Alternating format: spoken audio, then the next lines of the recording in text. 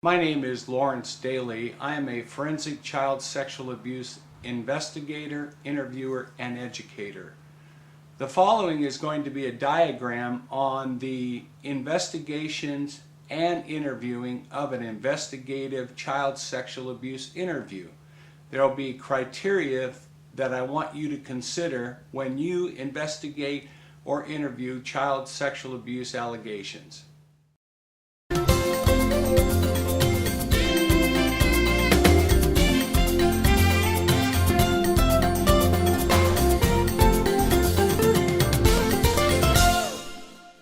Forensic interviews versus forensic investigative interviews.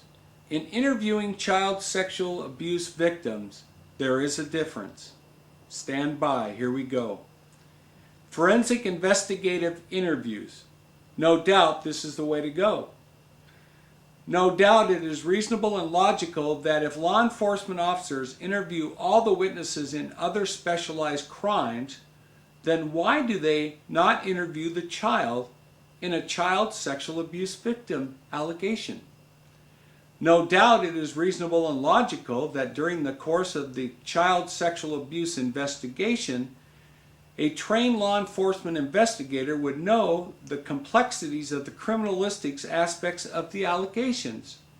No doubt it is unreasonable and logical that during the course of the child sexual abuse investigation, an investigator would be able to draw out information about the alleged perpetrator that a child interviewer would not have the experience or knowledge in knowing the significance of the information. No doubt it is a reasonable and logical fact that during the course of the child sexual abuse investigation, a trained law enforcement investigator would be able to approach the child sexual abuse interview with a neutral and non-biased attitude, giving the interview credibility. Workshops, seminars, law enforcement training. First step in the training of law enforcement training is to structure the training of law enforcement officers by former or current law enforcement officers. Second step, in the training of law enforcement training, it is to have the training structured by the trainer obtaining information from a law enforcement perspective. Third step, in the training of law enforcement training, there should be legislative bodies to create laws to receive and require training from law enforcement officials. That the training is to be mandated by all law enforcement agencies to abide by. That the training is to be for more than a day workshop or seminar. That this training be required within the first year that a law enforcement officer becomes a police officer. That the training should be available and structured for patrol officers, supervisors, and police detectives and staff. That this training should be nationally structured so all law enforcement agencies are following the same protocol and procedures. That the training will dictate the future direction of the law enforcement officers, which is competent and reliable. Law enforcement needs to take back what they have lost. 3 decades ago, law enforcement gave up the right to interview child sexual abuse victims. Since then, child interviewers have attempted to continue their significance by creating centers which contract with law enforcement. The role of law enforcement is one where the child sexual abuse investigator stands outside the child interview room and watches. Law enforcement needs to kick out the child interviewer and begin interviewing children who have been sexually and/or physically abused. Law enforcement interviewing the child will lead to physical evidence, additional information, and so much more. Law enforcement will bring stability back to a vital aspect of the child sexual abuse investigation where integrity of the investigative system has greatly suffered. Forensic interviews. There is a difference. in identifying what a forensic interviewer's role is in the interviewing of child sexual abuse victims. A forensic interviewer must completely understand their role as an interviewer who is to uncover the facts.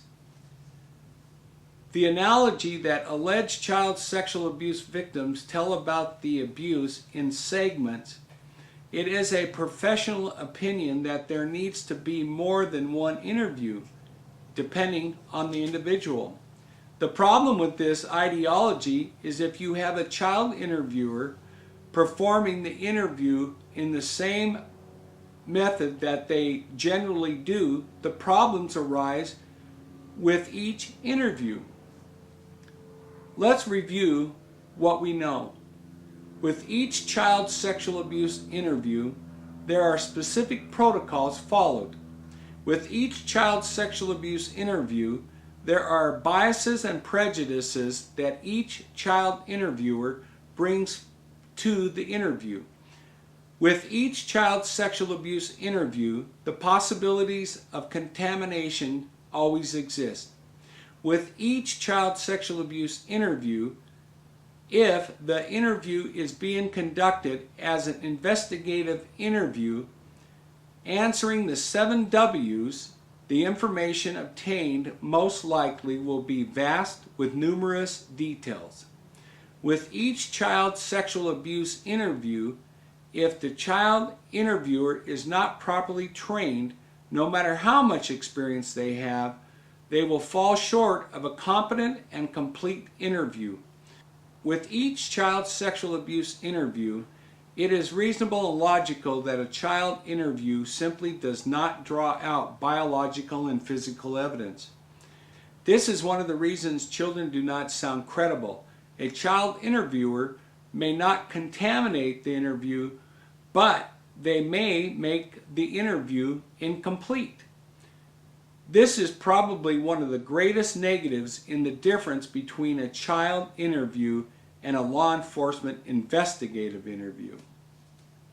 Unfortunately, most forensic child sexual abuse interviewers do not have the investigative training to conduct a child victim interview competently. There is no national forensic interviewer protocol and procedure in reference to how to properly conduct an interview of a possible child sexual abuse victim. There are over 50+ child sexual abuse protocols and procedures worldwide. There are no forensic interviewer evaluation programs available to those who supervise forensic interviewers. There is no explanation how child interviewers somehow become forensic interviewers. One appears to have more credibility given to the title of the interviewer. There are no certification procedures, policies, or programs that process a child interviewer to a forensic interviewer. 3 decades ago, child interviewers took the role of interviewing children who may have been abused from child sexual abuse investigators. There are no scientific explanations of how child interviews became forensic interviewers. In my professional experience, education, and opinion, this is a major mistake in the interviewing of child sexual abuse victims because child interviewers do not have the professional training that a law enforcement officer receives at the police academy, field training program, and most importantly, field experience of interviewing witnesses and the collection of biological and physical evidence. Law enforcement role is to investigate. A child interview's role is to interview. There is a dichotomy, as in order to get to the truth, the alleged child sexual abuse victim must ask evidentiary questions, consideration of alternative hypotheses, and all of the 7 W's. Even if a trained child interviewer can provide a proper interview, it will not be complete because of the training that law enforcement receives. In reviewing the scientific community's research, it appears that the name change from child interviewer to forensic interviewer appeared prior to 2000. Law enforcement failed to keep up with the change and remained in the background then and now. Lack of proper training. Who trains child interviewers? There is on-the-job training. Some child interviewers attend a 1 to 2 week course put on not by law enforcement officers, but child advocates who work in the child abuse industry. It is a cycle of incompetence as child interviewers train child interviewers and then use this process as being legitimate. The incompetence speaks loudly when professionals review the child sexual abuse interview transcript. The results are as follows: suggestive questions, inappropriate questions, misleading questions, coercive questions, repetitive questions, leading questions, multiple choice questions. Experience has nothing to do with a positive outcome. History has demonstrated that child interviewers who have experience doesn't mean that the child sexual abuse interview will result in one of finding the truth. History has demonstrated that child interviewers contaminate as many interviews as they do successful interviews. History has demonstrated that since law enforcement has little to do with the training, they do not know how to make child interviewers accountable for their mistakes in their child sexual abuse interviews. Therefore, the cycle continues because no one is looking over the child interviewer's shoulder. History has demonstrated that there are no legislative laws to enforce law enforcement to become skilled and trained by former or current law enforcement officers. Thank you.